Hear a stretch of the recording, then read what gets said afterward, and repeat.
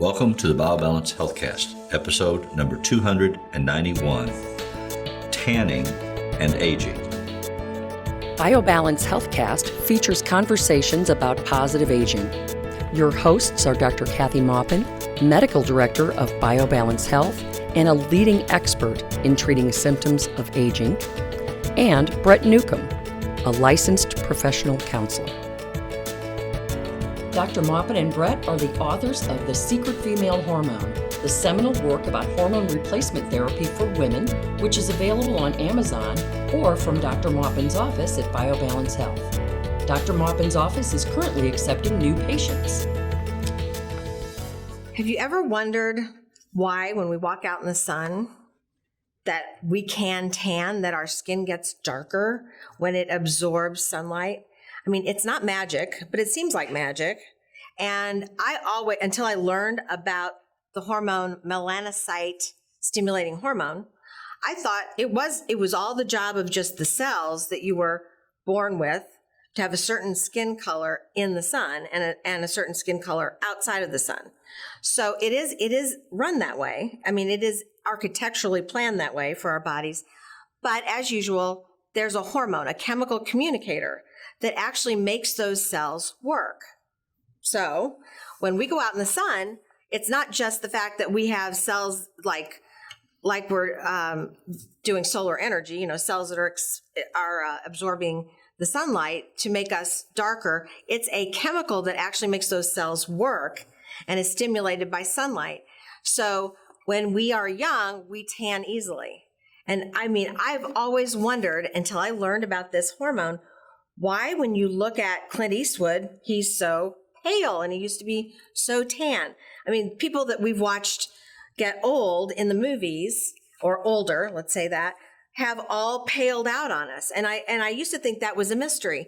But now I know that it, like testosterone decreases and growth hormone decreases and oxytocin decreases, but also this MSH, melanocyte stimulating hormone, decreases with age. And so we're all getting paler unless we replace testosterone and or growth hormone. And I would have thought that it had to do with ozone awareness and political correctness of staying out of the sun, skin cancer scares, that people are learning more about that. And doctors are even suggesting now that you should never get tanned. The way you see young girls, college-age girls, high school-age girls go out. You mean like tan. me? The sun, that's why we have a vitamin D deficiency problem. So you have to have some sun, and you can't block out all the sun, right. And it's actually good for you. Okay. So you have to get some sun exposure to be healthy. So you can't wear sunscreen 50 all the time. But that's not, I mean, you would still get some sun. You would still stimulate the melanocytes even if you're wearing sunscreen. That does happen. You still get through at some level. So you should be able to, with a week out in the sun, not just burn. I remember going on. Now you should be able to tan. A canoe float on the Buffalo River, which is an incredible thing to do, with a friend of mine who was in his 60s, and he had on a big hat and a long sleeve khaki shirt and blue jeans, and we're floating in the river. And you don't have a shirt on, probably. No, I was considerably younger, and so I had a swimsuit on. But at the time, I was like, that's really strange that you're doing that. And he, it was all about cancer scare. Well, part of that's that he'll burn. Yeah. So when the melanocytes that make you tan decrease their function is to protect you from the sun. That's what they do. So as we get tan, we don't burn as much. So we are protecting our skin from burns. So as that goes away, we burn more. And that's what he's protecting himself from. He would have been burned to a crisp, whereas you got tan. Exactly. And actually the truth is the non-white populations also burn. Yes. Yes. They have to protect themselves from But they're sunburn. Protected better than we are. Right, they are. They have much better receptors for the melanocyte stimulating hormone, but they pale too. With age, that hormone from the posterior pituitary, that little gland right here, right here, actually stops or decreases the production of MSH. And MSH does other things for us. It lowers our blood pressure. So MSH goes down, blood pressure goes up. So do blood pressure medicines have an MSH? No. they don't have that. They work on a whole different system. They aren't really fixing that part. They're just working on the outcome. So that's one of the things. But just think, melanocytes are what gives us dark hair when we're not coloring it, like I have had to since I was 28. So even though I get dark skin now, at a point in time, yeah, well, I don't feel bad about being gray because I've been gray since I was 28. Well, since I was 28. But I'm sure that I had and I can talk a low MSH for a period of time. Right. When and when you get it back, because my testosterone was replaced, your hair doesn't go back to dark usually. Some men, it gets a little darker, but not usually. Most women don't have that benefit. It would be nice. But MSH also decreases our appetite. So it's one of the hormones that keeps us from getting obese. Really? Sadly. That's one. So when we lose it, we not only get pale, we easily gain weight, and mostly in the belly. So that's one of those things that's not helpful, not healthy, not attractive. And I'm sure you've seen people who have the vitiligo spots, the little white spots everywhere. I have. And that's a sign of lowered MSH. So if it's replaced, or better yet, you replace testosterone, then downstream, it stimulates MSH. And then an individual that has, or an animal, whatever, it's called an albino. Right. They don't have any melanin. They may have MSH, but they may not have melanin. They may not have receptors in their skin. In other words, they may have that hormone. So they are unnaturally pale. They don't or can't color. Can't get a tan. So it may not be the hormone itself. It's always about the hormone in the receptor site. You know, we don't just have the hormone or the receptor. So the receptors in the skin didn't develop, so they can't get tan. So they burn. And they're at risk of bad burns because they have no melanocytes. Shielding. Right. So, I mean, it is a very rarely discussed hormone because we're on that swing of, tans are terrible. So the whole political we used to be tans were great, tans are terrible. Somewhere we're going to come to the middle and say you have to have some, you should have some skin color to protect yourself. Yeah. And as we age, it is harder to get skin color. Protective shield breaks down. Right. And we can't, the hormones lower, so we can't stimulate those cells to accept the sun's rays. So that's one of the things that I try to attack. And also I use as a kind of a sign when I'm looking at somebody. They walk in, they look really, really pale, no matter whether it's summer or not. They have a history of hypertension. They have white or gray hair. The other sign is they have like a ring of white around the outside of their iris. Like if they have brown eyes, there's a little blue ring. Some doctors have looked at that and said that's high cholesterol, and it can be, but it also is loss of melanin around the outside of your iris. So we've been doing a series on hormones and the way they operate in the system. And all the ones that we've been talking about have been downstream analogs from testosterone. Mm-hmm. Is MSH, melanin stimulating hormone, is that also a downstream artifact from testosterone? Yes, also? And when we treat with testosterone, we find that men tan better because it stimulates the MSH. So we find that our patients, instead of being pale, whether or not they use sunscreen or not, and burning, they go to more tan and less burning. So that's actually a good thing. It's younger, it's in a healthier range than if you're burning all the time. Burning's not good for your skin. It's really better not to burn. So are there population than to groups be tan. that have less? I mean, I know we mentioned the albino, which is a rare example, but like redheads, right? They tend to have less. That may not be the MSH. Oh. That's usually the receptor sites. Okay. They have fewer or receptors. Less sensitive receptor sites their whole life. Right. Their skin color is white. They're from freckle more, which is spotted. Mm-hmm. The dark spots. Yeah. And they're from and people with this genetics are usually from higher latitudes where there's not so much sun. So they don't need the protection. The problem is now we're world travelers and we live in places that we're not destined for our genetics. Like I probably should be in southern Italy somewhere, so and I don't know why my husband's German and is so dark, but he has some kind of, probably some Italians got into Germany. I don't know. Or Germans have gotten in. Right. But we don't live where we were born to live in the years that before transport, like we have now with planes. Yeah. You lived in this one little area, and it was the area that you were meant to live in. For thousands of years, the average person did not ever go in their lifetime more than 20 miles from their home. Right. Ever. So your genetics were made for where you lived, and now we just, at least in our country. So that's one of the things that is disruptive for us, because if you don't have the genetics for where you live, if you're really dark and you live in a place with very little sunlight, you don't absorb a lot of vitamin D. Mm-hmm. Darker your skin, the less vitamin D you absorb.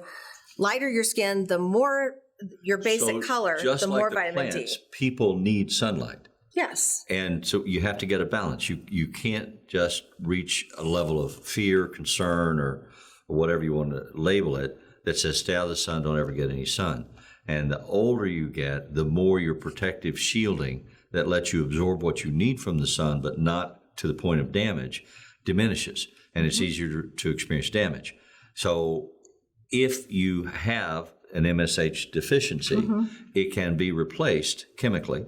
And usually through testosterone, we usually don't replace it with MSH. Individually, it's not. We usually use the testosterone instead, and if that doesn't work, then there are some supplements that stimulate MSH, but that's not well studied, I haven't found the studies on it. So that's for the future. But right now, we use one of the hormones that can stimulate that hormone and bring back your color. Now, it's not going to bring back the follicles for your hair color, sadly.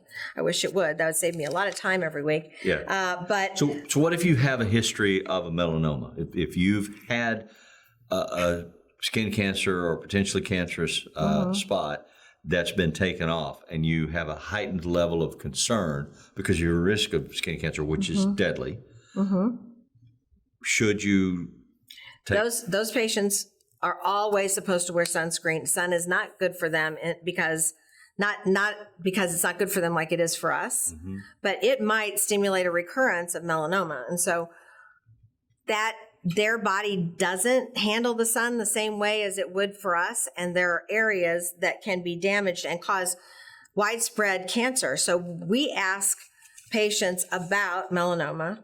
We find that treating them with testosterone doesn't stimulate it, because here's why.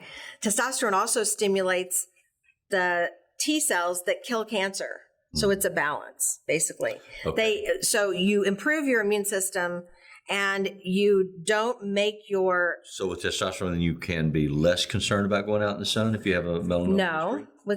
Sorry, I didn't mean to say it that way. Okay. Testosterone does protect you from a new cancer in some ways, but we still can give testosterone in people who have melanoma, but we don't send them out in the sun without sunscreen ever. Okay. And that means in your scalp, if you have bald spots, that means everywhere. So you're talking about the importance of sun and light and energy on the skin and on the bodies.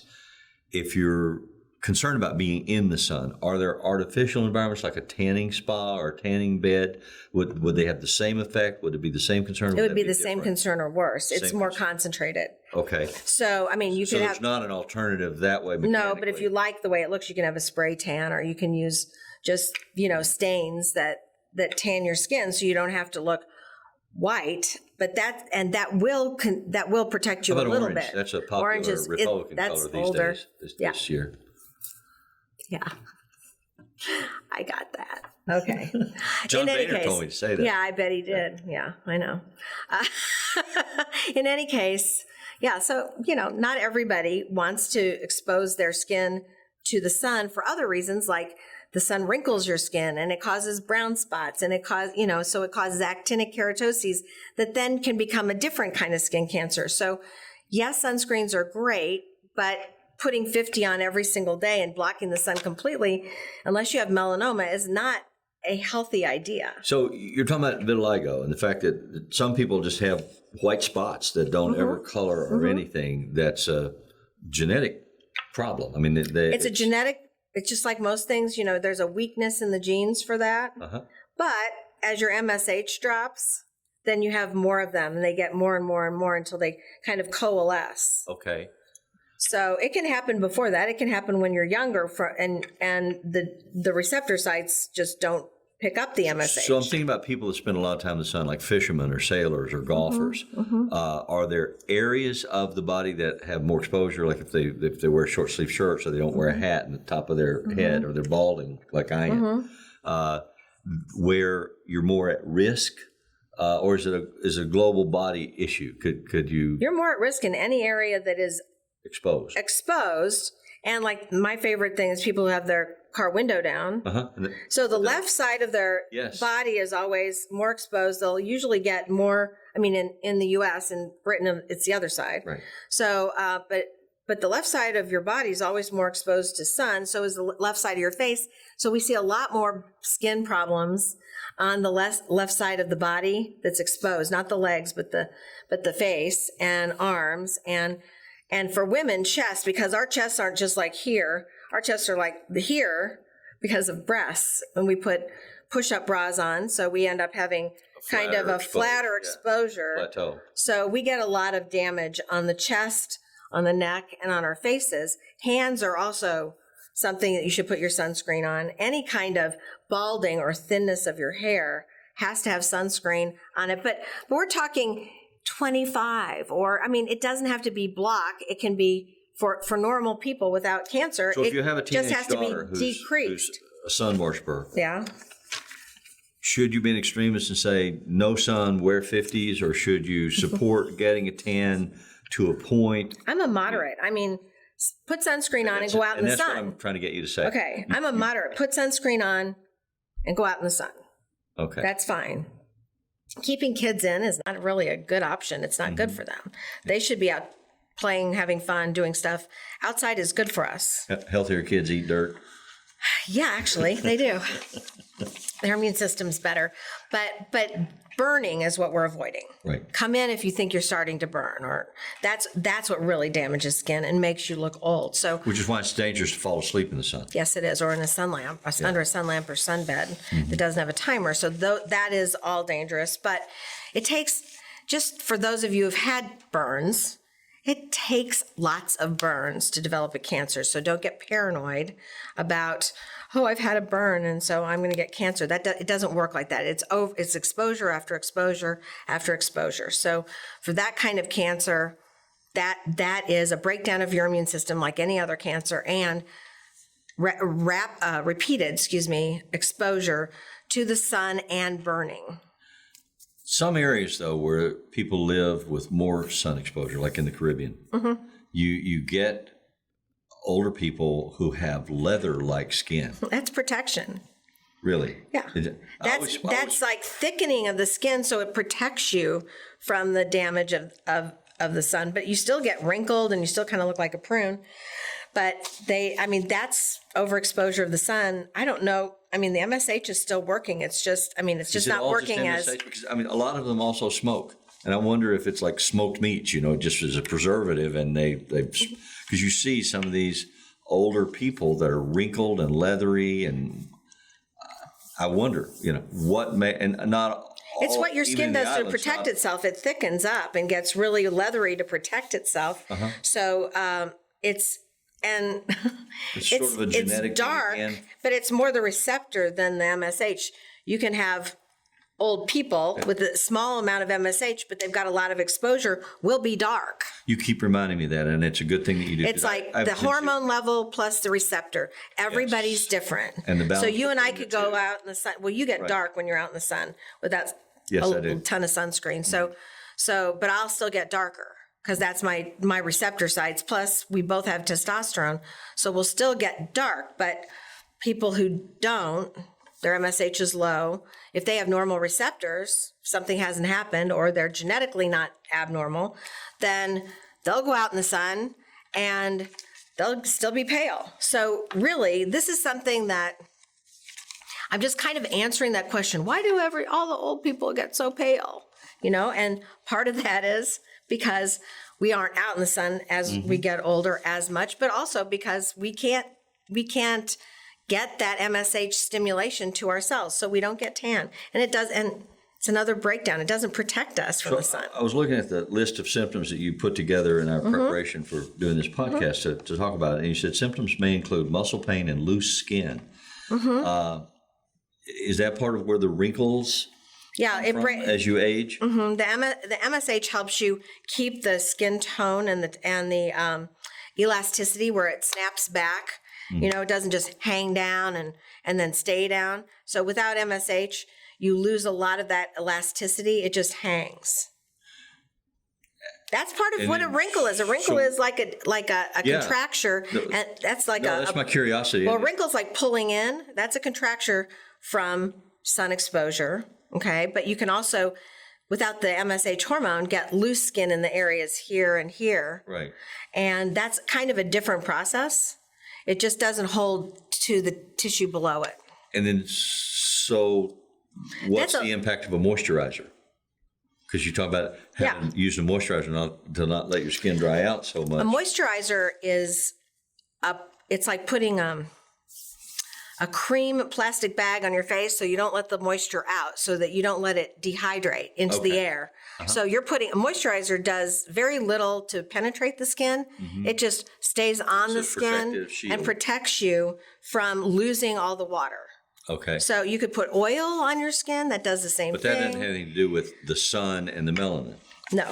Okay. That has to do with just, as we get older, our sebaceous glands don't make as much oil. Even if we take testosterone, you get better oil than not if you don't take it, but it doesn't make as much oil. So basically you have to replace the oil that you had when you were young by putting a moisturizer on and holding in the moisture. That's what oil does. Okay. So what we're saying is that tan is important. It's a symptom of a healthy life, a healthy skin, that you shouldn't be afraid of it, but you don't want to overdo it. Don't want to burn. And that as you age, your systemic self-protections decline, and in particularly the melanin. And so as you age, you need to use more protection and or get a replacement of testosterone, which then would internally provide better protection by stimulating the growth of melanin. Right. And so, and two components, as I've heard over and over, you have to have the melanin, but you also have the receptor sites that have to be working. Right. The hormone and the receptors. Okay. All right. Well, hopefully that'll be useful for you in your conversations with your children and your husbands and your wives about getting a tan at any point in time. Protect yourself. Don't overdo it. Don't get burned. But don't be afraid to go out in the sun. Go have a good time. Thank you. Email your questions or comments to podcast@biobalancehealth.com. You can find the BioBalance Healthcast on iTunes and on YouTube. For more information about bioidentical hormone pellet therapy and other reverse aging solutions, visit biobalancehealth.com or call 314-993-0963. You can find Dr. Maupin on Twitter @Dr. Kathy Maupin and on Facebook at facebook.com/biobalancehealth.